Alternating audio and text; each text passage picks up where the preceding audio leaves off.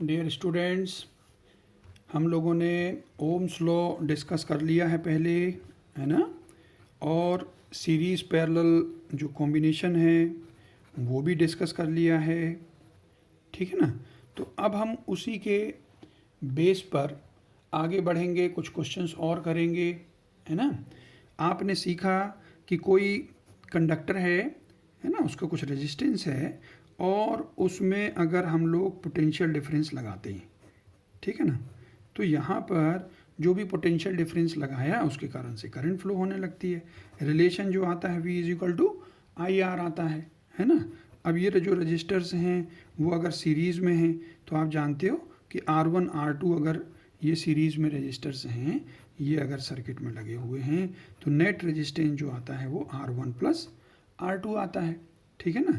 और इसमें अगर करंट आई फ्लो हो रही है तो इसके अक्रॉस पोटेंशियल डिफरेंस जो बनेगा वो V1 is equal to I R one बनेगा और इसके across V2 is equal to I R two बनेगा।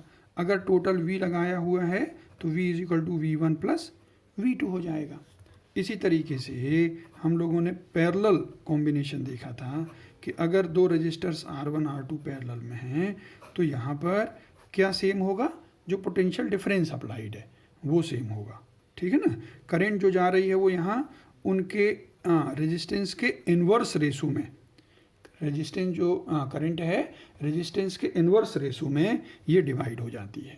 इन्वर्स रेशो हम इसलिए कह रहे हैं क्योंकि यहाँ पर पोटेंशियल डिफरेंस जो V है दोनों के अक्रॉस V है, तो V इज इक्वल टू हमारा I1 R1 भी होगा और I2 R2 भी होगा। तो अगर मैं यहाँ पर देखता हूँ कि I1 इज टू I2, ठीक है ना, ये रेशो अगर हम लेते हैं तो R2 बाई R1 आता है, यानी करंट जो I1 में है वो R1 के डायरेक्टली प्रोपोर्शनल नहीं है, वो इन्वर्सली प्रोपोर्शनल है।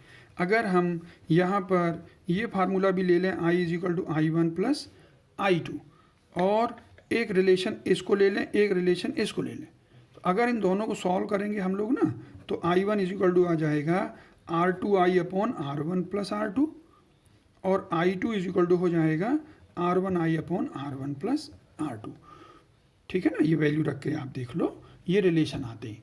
इससे हमको ये सीखना है कि जो R1 में करंट है, R1 में करंट है वो I1 वो इज इक्वल टू क्या है R2I upon R1 plus R2।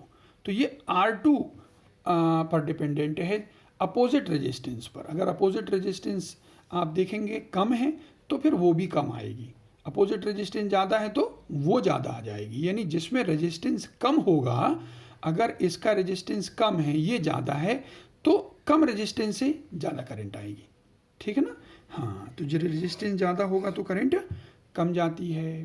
तो ये पैरेलल कॉम्बिनेशन में पोटेंशियल डिफरेंस बराबर है और सीरीज़ में क्या बराबर है, करंट बराबर है। इस तरीके से आपने देखा और हमने आपको बहुत सारे क्वेश्चंस रेजिस्टेंस पर भी कराए थे और ये ओम्स लॉ पर भी कराए थे। आज हम थोड़ा सा आगे आपको ले चलते हैं, एक क्वेश्चन स्विच वाला हम करवाते हैं जो आपके असाइनमेंट का क्वेश्चन नंबर 9 है।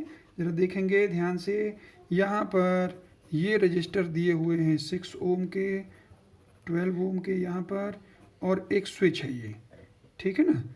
और इनके पैरेलल में 12 ओम और 6 ओम ऐसे लगे हुए हैं।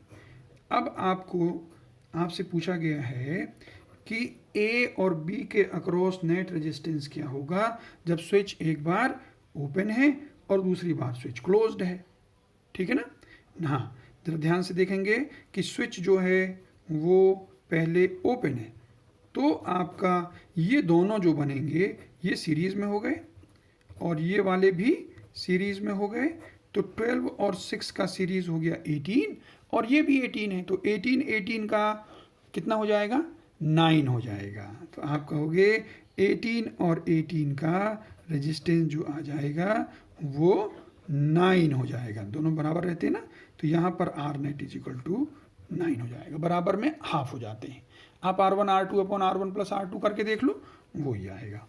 और स्विच अगर क्लोज्ड है तो आपको ये देखना पड़ेगा कि ये इसमें चेंज क्या आया। ये स्विच आपने क्लोज कर दिया, ठीक है, तो ज़रा ध्यान से देखना, ये 6 और ये 12, अब इनके दोनों एंड्स जुड़े हुए हैं यहाँ पर और ये स्विच के थ्रू भी ये दोनों एंड जुड़ गए, ठीक है ना। तो ये आपस में दोनों कैसे हो गए, ऐसे ये 12 और 6 ये आपस में दोनों कैसे हो गए, तो ये पैरेलल हो गए। ठीक है, ये जो 6 था और ये जो 12 था ये आपस में जुड़ गए। ये जो 12 है और 6 है ये इनके दोनों एंड्स आपस में जुड़े हुए हैं, ये वाले दोनों एंड जुड़े हुए हैं, तो यहाँ पर ये पैरेलल में हो गई। तो 12 और 6 का पैरेलल अगर ध्यान में हो तो 12 इंटू 6 अपॉन 12 प्लस 6 यानी ये हो जाएगा आपका 4। ठीक है ना, तो 4 ये वाला और 4 ये वाला। अब आप बताओ 4 और 4 का कितना हो जाएगा, 8 हो जाएगा।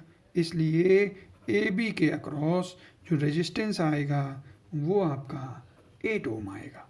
तो इस तरीके से स्विच को जब आप स्विच से काम करें तो एक बार क्या करना है आपको, ओपन करके और क्लोज करके डायग्राम बना लेना है, उससे आसानी रहेगी। ठीक है, तो स्विच वाले क्वेश्चन को ऐसे करना है। तो ये जो है ये आपके एक्सरसाइज 1 का क्वेश्चन था। अच्छा, एक क्वेश्चन और देता हूँ मैं, एक क्वेश्चन आपकी प्रैक्टिस के लिए स्विच वाला और देखते हैं हम लोग। ये है 5th क्वेश्चन एक्सरसाइज 2 का। ठीक है ना, लेवल 2 का, जरा ध्यान से देखेंगे। ये क्वेश्चन में बोलता है कि एक रजिस्टर यहाँ पर है 5 ओम और एक रजिस्टर ये है 10 ओम। ठीक है, और यहाँ पर उसने स्विच दे रखा है, ये स्विच है।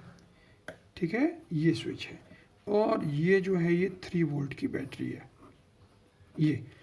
तो क्वेश्चन वही है कि आपसे वो बोलता है कि 5 ओम के थ्रू करंट बताना है जब स्विच आपका एक बार ओपन है और एक बार क्लोज्ड है। ठीक है, करंट थ्रू 5 ओम। ठीक है, स्विच ओपन है। अब आप बताओ स्विच ओपन होगी तो ये 5 और 10 दोनों हाँ सीरीज में हो जाएंगे तो 15 हो जाएगा। तो इसमें जो करंट फ्लो होगी आपकी वो हो जाएगी हाँ 3 डिवाइडेड बाई 5 प्लस 10। ठीक है ना, हाँ दोनों ये आपके सर्किट में हैं, कौन कौन, 5 और 10। 3 वोल्ट आपका ये है तो ये 3 डिवाइडेड बाई 15 यानी 1/5 यानी 0.2 एम्पियर, ये इसका आंसर हो गया। और एक बार क्या करना है, स्विच को क्लोज करना है। स्विच को क्लोज जब कर देंगे तो आप देखेंगे कि ये जो आपका 10 ओम है ना, ये जब स्विच को क्लोज कर दिया तो ऐसा हो गया, ये स्विच क्लोज है यहाँ। ठीक है ना, तो ये जो है इसके अक्रॉस एक वायर है आपकी और वो वायर का कोई रेजिस्टेंस नहीं है, समझ गए ना। ये मैं 3 ओम लिख देता हूँ, ये 3 वोल्ट लिख देता हूँ यहाँ पर। ये 5 ओम है आपका और ये 10 ओम जो है अब सर्किट में नहीं रह गया, ये शॉर्ट सर्किट हो गया, ये समझ गए। क्योंकि कोई करंट जब यहाँ से जाएगी ना, यहाँ से जब करंट जाएगी बेटा हाँ, तो उसको ये रास्ता मिल जाएगा, यहाँ से होते हुए इधर आ जाएगी वो, इस 10 से करंट नहीं जाएगी, तो इसको बोलते हैं शॉर्ट सर्किट होना। ठीक है, तो आपका जो सर्किट हो गया वो 5 हो गया और यहाँ पर ये 10 वाला सर्किट में नहीं रहा। ये है इस क्वेश्चन का लॉजिक कि यहाँ पर ये शॉर्ट सर्किट हो गया ये। ठीक है ना, तो ये 5 वाला तो रहा, ये 10 वाला नहीं रहा, इसलिए आपका जो करंट हो गया वो हो गया 3/5 यानी 0.6 एम्पियर। ये समझ में आया ना, इसको बोलते हैं शॉर्ट सर्किट होना। शॉर्ट सर्किट इसलिए क्योंकि ये कंडक्टिंग वायर है तो जो पोटेंशियल यहाँ है वही पोटेंशियल यहाँ है, समझ गए ना। अगर यहाँ x है तो यहाँ भी x है, तो यहाँ पोटेंशियल डिफरेंस नहीं बनता, इसलिए वो 0 हो जाता है। इसको बोलते हैं शॉर्ट सर्किटिंग। जब भी एक रजिस्टर के अक्रॉस हम एक सिंपल वायर को कनेक्ट कर देते हैं तो वो शॉर्ट सर्किट हो जाता है, क्योंकि भाई सीधी सी बात है कि करंट जो है वो कम रेजिस्टेंस से जाना चाहता है। अब यहाँ का रेजिस्टेंस तो 0 है तो इधर से क्यों जाएगा, वो पूरी करंट यहीं से जाएगी, तो 10 ओम से कोई करंट जाती नहीं, इसलिए ऐसे क्वेश्चन बन जाते हैं। इसको हम बोलते हैं शॉर्ट सर्किट वाले क्वेश्चन। ठीक है, तो ये लेवल एक्सरसाइज 2 का जो आपके असाइनमेंट में लेवल 2 करके दिया हुआ है वो है ये क्वेश्चन। ठीक, तो स्विच वाला था इसलिए मैंने आपको कराया। फिर मैं आपको कराता हूँ क्वेश्चन नंबर 11, जरा ध्यान से देखना।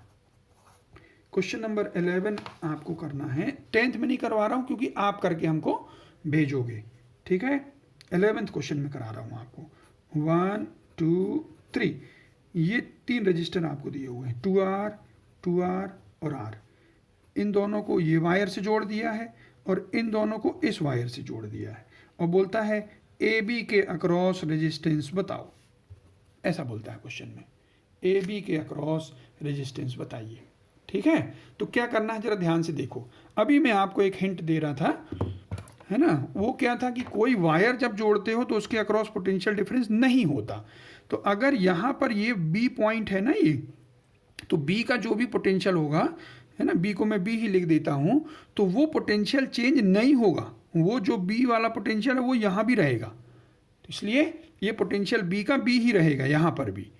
ठीक, ऐसे ही अगर ए पोटेंशियल पर है तो यहाँ पर ए है, तो ये वायर अगर यहाँ गई है तो ये पोटेंशियल वो ही बना रहेगा। तो अगर आप ऐसा लिख लेते हो तो कितना आसान हो जाता है ये। क्यों? क्योंकि अगर आप देखोगे कि ये 2R जो है वो ए बी के बीच में है, ये 2R ए बी के बीच में है, ये R ए बी के बीच में है।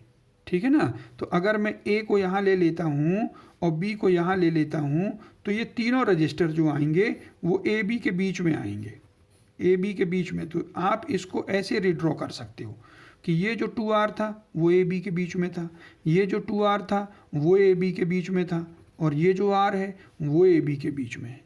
तो अब आप इसका नेट रेजिस्टेंस आराम से बता दोगे, क्योंकि आपको मालूम है 2R का R हो जाता है ना, पैरेलल में।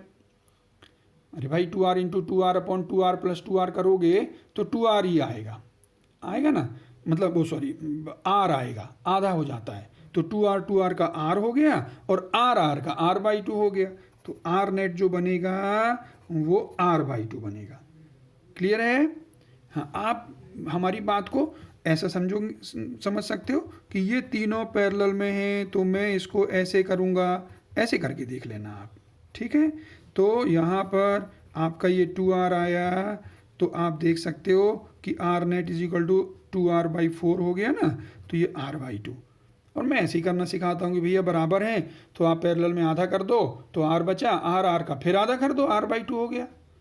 ठीक है, ऐसे कर लेना है आपको। ये क्वेश्चन नंबर 11 हो गया। क्वेश्चन नंबर 12 हम आपके लिए छोड़ते हैं। ठीक, क्वेश्चन नंबर 13 करवा देते हैं अब हम। क्वेश्चन नंबर 13 ये कहता है 3 रजिस्टर्स हैं, 4 ओम के हैं और इक्विलैटरल ट्रायंगल बनाते हैं वो, 1 2 3 4 ओम। ठीक, ये find the effective resistance between its corners. अच्छा, ये कॉर्नर ले लिया हमने, इसके अक्रॉस आपको यहाँ पर रेजिस्टेंस बताना है। तो अब आप तो इसको बड़ा आसानी से बता सकते हो। ये 4 4 जो हो जाएंगे, 4 4 सीरीज में है ना, तो 4 4 का 8 हो जाएगा, और 8 और 4 पैरेलल में है, तो यहाँ पर ए बी के अक्रॉस 8 और 4 का पैरेलल आप निकाल लोगे बेटा, 32/12 हो जाएगा, है ना। इसको किससे कैंसिल कर सकते हो? 4 से कैंसिल कर दो आप। ठीक है ना, तो इसको 4 से आप कैंसिल कर दें और हमको आंसर बताएं। 8/3 2.67 ओम हो जाएगा। ये क्वेश्चन नंबर 13 हो गया आपका। अब आपका क्वेश्चन नंबर 14 में बहुत सारे डायग्राम दिए हुए हैं। ये देखो क्वेश्चन नंबर 14 में ये बहुत सारे डायग्राम, 15 में बहुत सारे डायग्राम, तो एक दो के मैं करवा देता हूँ। जैसे 14 को अगर मैं ले लिया तो इसका मैं करवा दूँ, सपोज मैं करवा देता हूँ बी पार्ट करवा देता हूँ, ए आप करोगे। ठीक है, तो ये जो है आपको लगेगा कि अभी अभी करके आए हैं हम, इसको आपको लगेगा कि ऐसा क्वेश्चन तो अभी अभी किए हमने। तो अब आप बताओ ए बी के अक्रॉस, ये रेजिस्टेंस वैल्यू बता देता हूँ मैं, ये सब 5 ही दी हुई हैं, ये दी हुई हैं। तो बेटा बी का है ना, ये इसका आंसर भी जो असाइनमेंट में था उसको चेंज करना पड़ा है, क्योंकि 43/3 आंसर दिया था और आप निकालोगे तो 40/3 आएगा। कैसे देखेंगे? 5 सीरीज में जब भी कहीं निकालना हो ना तो आप उसके दूर आप काम किया करो। ठीक है ना, जितना दूर हो सकता है, तो यहाँ पर आप काम करो। तो 5 का क्या हो जाएगा? 10। तो 10 और 5 का 50/15 है ना, 10 और 5 का 50/15 यानी 10/3। तो यहाँ का 10/3 हो गया और वो 5 के साथ सीरीज में रहेंगे अब तीनों। तो ये 10/3 + 5 करोगे ना तो 10/3 + 10 हो जाएगा बेटा। तो ये आर नेट हो जाएगा आपका, ये आर नेट हो जाएगा। तो ये हो जाएगा 40/3 ओम। ये 13.33 या 40/3 जो आपको लिखना है, ठीक है। ये हमने बी पार्ट कराया आपको, सी आप कर लेंगे। डी करवा देता हूँ मैं, डी करवा देता हूँ, डी करवा देता हूँ आपसे। यहाँ पर देखेंगे डी में आपको ये 3 रजिस्टर दिए हुए हैं, 1 2 3, और इसको ऐसे कनेक्ट कर दिया है, ऐसे कनेक्ट कर दिया है, और ये ए बी कह दिया है ये। अब आपको मैंने अभी अभी बताया कि जब कंडक्टिंग वायर हो ना तो पोटेंशियल चेंज नहीं होता। तो अगर ए यहाँ पर है तो ए ये भी होगा, ए ये भी होगा। अगर ये बी है तो बी ये भी होगा, बी ये भी होगा, ठीक है ना। अच्छा, इनकी वैल्यू जो है ना वो 10 ओम दी हुई है, 10 ओम दी हुई है ये। तो आप देखोगे ये वाला 10 ए बी के बीच में, ये वाला 10 ए बी के बीच में, ये वाला 10 ए बी के बीच में, तो तीनों 10 ए बी के बीच में है, तो तीनों पैरेलल में है। तो 1/10 1/10 1/10 3/10 है ना। तो 1/r = हो जाएगा 1/10 1/10 1/10 हो जाएगा ना। तो आपका आंसर हो जाएगा 10/3। तीनों बराबर हों, तीनों पैरेलल में हों तो उनका क्या हो जाएगा, 1/3 हो जाएगा, ठीक है ना। हाँ, 2 होते हैं तो हाफ हो जाता है। तो इक्वल में आपको इस तरीके से काम कर लेना है। इसके बाद फिर मैं आपको ये ई भी आप बहुत आसानी से कर लोगे, एफ भी कर लोगे, तो वो दोनों नहीं करवाता मैं। क्वेश्चन नंबर 15 करवा देता हूँ आपको, ठीक है। 15 के भी कुछ पार्ट करवा देता हूँ, जैसे हाँ इसका ए वाला ही करवा देता हूँ मैं, ए वाला करवा देता हूँ। ये रजिस्टर 1 है और यहाँ पर 1 2 3 4, ठीक। और ये इनको ज्वाइन कर दिया, इनको ज्वाइन कर दिया, ये ए बी दे दिया, और ये सब जो हैं वो 2 ओम के हैं, ये 2 ओम के हैं, ठीक। ये तो इसको कैसे करना है मैं आपको बता रहा हूँ, आप इसमें बिल्कुल मत घबराओ। जैसे अभी मैंने कहा कि कंडक्टिंग वायर है ना, इधर ए है अगर ये, तो ये भी ए है, ये भी ए है, समझ गए ना। ये अगर बी है तो ये भी बी मानो, ये भी बी मानो। तो आप देखोगे, अच्छा, और इस पॉइंट को आप देखो, इस पॉइंट को आप कुछ एक्स मान लो, सपोज एक्स मान लो। तो यहाँ पर देखो ए एक्स के बीच में और ए एक्स के बीच में, ठीक है ना। तो चलो मैं ए और एक्स के बीच में यहाँ पर 2 रजिस्टर जो हैं ये बना देता हूँ, ए और एक्स के बीच में, ऐसा बन गया। ये 2 2 आ गए, ये दोनों आ गए। ऐसे ही एक्स और बी के बीच में आप देखोगे ये 2 2 हैं, तो इनको एक्स और बी के बीच में ऐसे कर देता हूँ मैं, 2 2, ये बी हो गए, ठीक है ना। ऊपर वाला ए बी के बीच में है, ऊपर वाला ए बी के बीच में, नीचे वाला भी ए बी के बीच में है, नीचे वाला भी ए बी के बीच में है, ये ऐसा कर दिया मैंने। अब ये बहुत आसान बन गया आपका। 2 2 के पैरेलल है, 1 हो जाएगा, 2 2 का पैरेलल 1 हो जाएगा, 1 1 का 2 हो जाएगा। तो ये 2 हो गया पूरा, और ये 2 तो 3 2 हो गए। तो आर नेट 2/3 नहीं हो गया। आर नेट जो आ जाएगा जब 3 बराबर हों तो 1/3 हो जाता है। अभी करके देखे थे हम लोग, ऐसे इसमें हो गया। तो ये चीज़ है, रीड्रॉ करना सर्किट को, ठीक है ना। कंडक्टिंग वायर हो तो बराबर ले लिया करो कि यहाँ ए है, यहाँ ए, सब जगह ए ले लो आप, कोई चिंता नहीं है। ऐसे बी ले लो तो उससे आसान हो जाता है ना। अब क्वेश्चन नंबर आप इसका बी पार्ट आप कर लोगे, ये ए था। अब ये क्वेश्चन करा देता हूँ मैं, कौन सा, ये करवा देता हूँ मैं, डी वाला करवा देता हूँ, डी वाला। बाकी आप करोगे, ये सब बहुत आसान क्वेश्चन है। आप जब क्वेश्चन करोगे ना तो आपको लगेगा कि रेजिस्टेंस निकालना बहुत इंटरेस्टिंग है। 4 ओम, यहाँ भी 4 ओम, यहाँ भी 4 ओम, ये 2 ओम, ये वाला 3 ओम, ये वाला 3 ओम। अब इसका निकालना हमको, तो आप बताना ए बी में निकालना हो। जब भी सर्किट ऐसा दिया हो ना, आप दूर से काम करो। दूर काम करोगे तो यहाँ 4 और 2 आपको सीरीज में दिखेंगे। तो 4 + 2 कितना हो जाएगा, 6 हो जाएगा। और 6 और 3 अगर आपको याद हो तो 6 3 का 2 होता है, पैरेलल में है ना भाई। ये 6 है और ये 3 है, 6 × 3/6 + 3 18/9 2 आएगा। 2 और 4 6 हो जाएगा, क्योंकि भाई ये पूरा आपने 2 निकाल लिया है। 6 और 3 का पैरेलल 2 हो गया ना, ये पूरा 2 है। अब 2 और 4 के कैसे हैं आपस में, सीरीज में है। तो 4 + 2 क्या हो गया, 6 हो गया। अब 6 और 3 फिर से बन गया, और 6 3 का 2 आप जान रहे हो, ठीक है ना। तो ये 2 हो गया, पूरा ये 2 हो गया यहाँ तक, ठीक है ना। और 4 और 2 क्या हो जाएगा, 6 हो जाएगा। तो इसका आंसर 6 हो गया। मैंने बिना लिखे सब कुछ बता दिया, पर आप जब कॉपी में करते हो तो आप पहले इसको क्या करोगे, है ना, इसका नेट निकाल के यहाँ 6 लिख करके और 6 3 को पैरेलल दिखाओ, ठीक, बाकी सब रहेंगे। फिर 6 3 को 6 और 3 का 2 रखोगे तो यहाँ 2 बस रहेगा, ये 4 के साथ वो 2 दिखेगा तो वो 6 हो जाएगा। फिर 6 और 3 का दिखाओ तो वो 2, 2 + 4 6, ऐसे आपके स्टेप्स बनेंगे, ठीक है। तो वो आपको करना है। तो ये हो गया आपका 15th वाला। हाँ, और 2-4 अभी और करवाऊंगा मैं, बहुत इंटरेस्टिंग। और जो मैं करवा रहा हूँ ना, इनको फिर से करना, आप फिर से करना, ये नहीं कि सर ने करवा दिया है हमारी समझ में आ गया है। बेटा कई बार प्रैक्टिस करते हैं तब जा कर के आपको कॉन्फिडेंस आता है और फिर आप कोई भी क्वेश्चन कर पाते हो। देखो क्वेश्चन नंबर 16, इसमें एक ऐसा सर्कल दिया हुआ है और एक रजिस्टर इधर है, एक रजिस्टर इधर है, एक रजिस्टर इधर है, एक रजिस्टर इधर है, ठीक। यहाँ पर पॉइंट ए बना दिया है, इधर पॉइंट बी बना दिया है, और ये जो रजिस्टर्स हैं ये आर आर आर आर ये सब है। तो इसमें क्या करना, इसमें क्या करना मैं बताता हूँ आपको कि देखो ये बी पॉइंट ने तो पूरा ये बी पॉइंट हर जगह होगा, क्यों, कंडक्टिंग है, तो मैं हर जगह बी लिख देता हूँ, ये सब बी है, ये है कि नहीं। तो आप देखोगे अगर मैं इस पॉइंट को x मान लूँ तो ये आर ये आर ये आर ये x और b x और b x और b के बीच में है, ठीक है ना। तो ये तीनों आर जो हैं वो x और b के बीच में हैं, x और b के बीच में। ये अगर मैं यहाँ पर ये तीनों को ले लूँ, ये x दिखा दूँ यहाँ पर, तो ये तीनों आर x और b के बीच में, b से चला x में पहुँचे, x में पहुँचे, x में पहुँचे, तो 3 आपको मिले।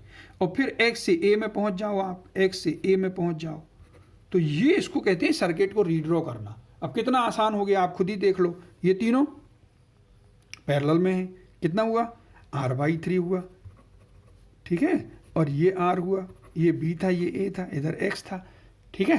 तो r/3 और r का आप क्या हो जाएगा, r/3 + r हो जाएगा, तो ये इजिकल टू 4r/3 हो जाएगा, ये आपका आंसर बन जाएगा। तो r नेट जो हो जाएगा वो 4r/3 हो गया। ऐसी क्वेश्चन को करना है, ठीक है ना। हाँ, इसका b मैं नहीं करवा रहा हूँ, b आप खुद करना, नहीं बनेगा तो पूछना।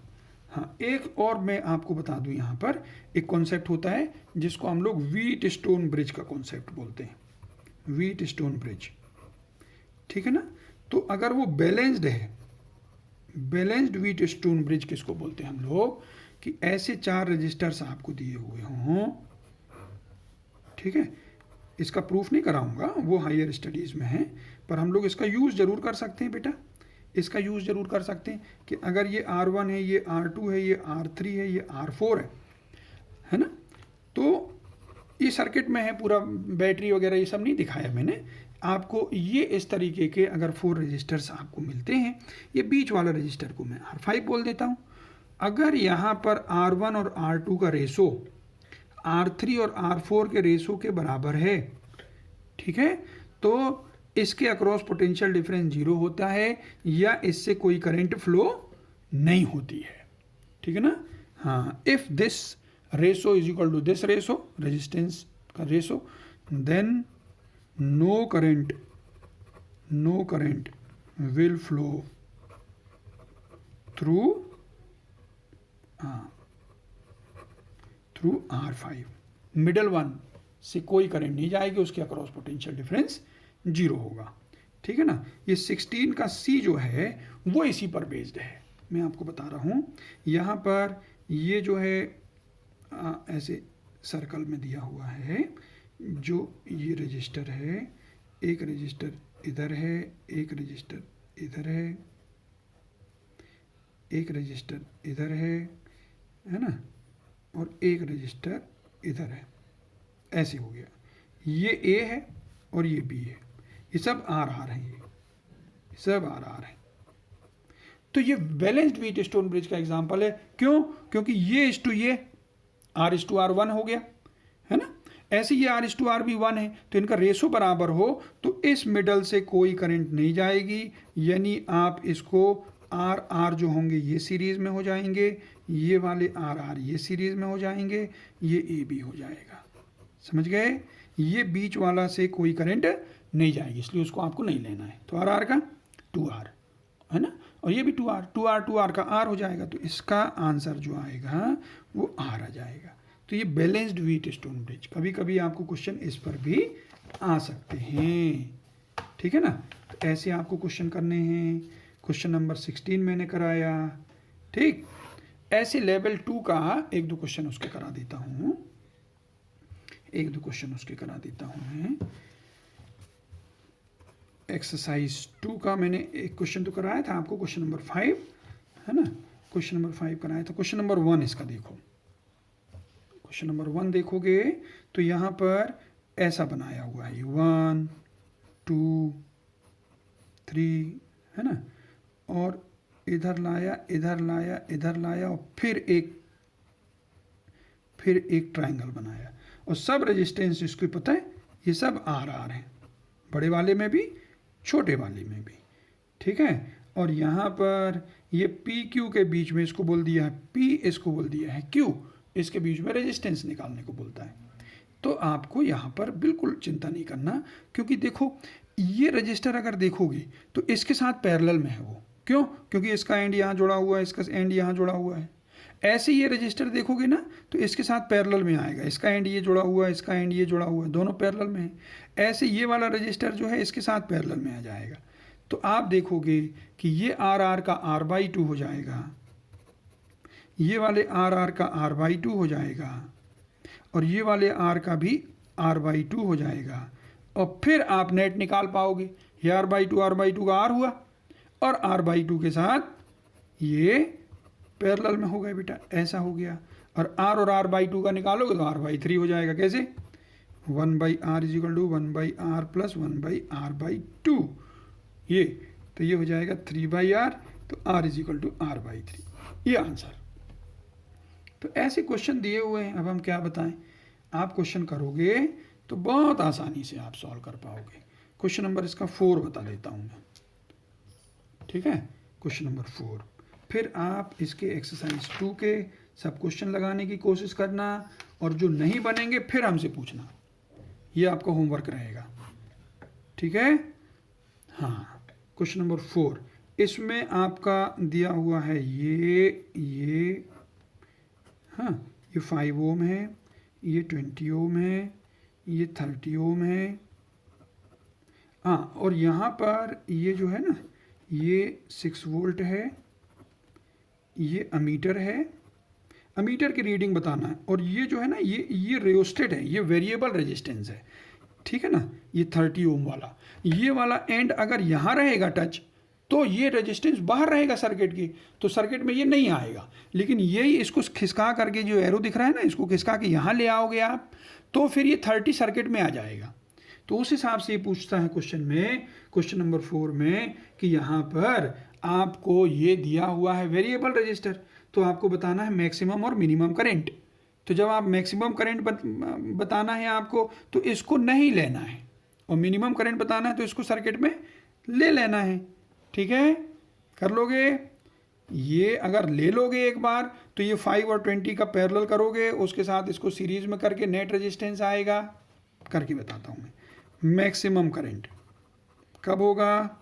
जब ये नहीं होगा सर्किट में, यानी आपका सर्किट कैसा बन गया, 6 वोल्ट बन गया, 5 और 20, ये वाला नहीं लेंगे हम लोग, ठीक है। इसमें करंट आपकी मैक्सिमम करंट आ जाएगी, और वो करंट मैक्सिमम हो जाएगी आपकी 6 / 20, और 5 का नेट कितना हो जाएगा, 100/25, है ना, 20 × 5/25 हो जाएगा ना, तो 4 आ जाएगा, ये 4, तो ये हो जाएगा 3/2 यानी 1.5 एम्पियर।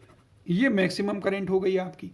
और यही चीज़ मिनिमम के लिए जब आप करोगे बेटा, मिनिमम करंट के लिए करोगे, तो ये 30 को लेना है, समझ गए। ये 6 वोल्ट रहेगा, इधर ये दोनों रहेंगे, और इधर ये 30 पूरा रहेगा, ऐसा करना। 5 है, 20 है, तो इसका तो 4 हो गया, तो 34 हो गया। तो मिनिमम करंट जो हो जाएगा आपका 6 / ये 34, ये इसको आप सॉल्व करना, तो ये 0.18 एम्पियर हो जाएगा, 0.18 एम्पियर, ये आंसर हो जाएगा। तो इतना आपको करना है, ठीक। तो एक्सरसाइज 2 आपका पूरा होना चाहिए। एक्सरसाइज 1 जो बचा हो और एक्सरसाइज 2 ये आप करके हमको भेजोगे, जो डाउट्स हैं वो पूछोगे, बाकी तो आ गया है तो कोई बात नहीं। ठीक है, ध्यान से इसको एक बार फिर से देखना, कहीं दिक्कत होती है तो आप पूछ सकते हो। Okay, thank you all of you, thank you very much.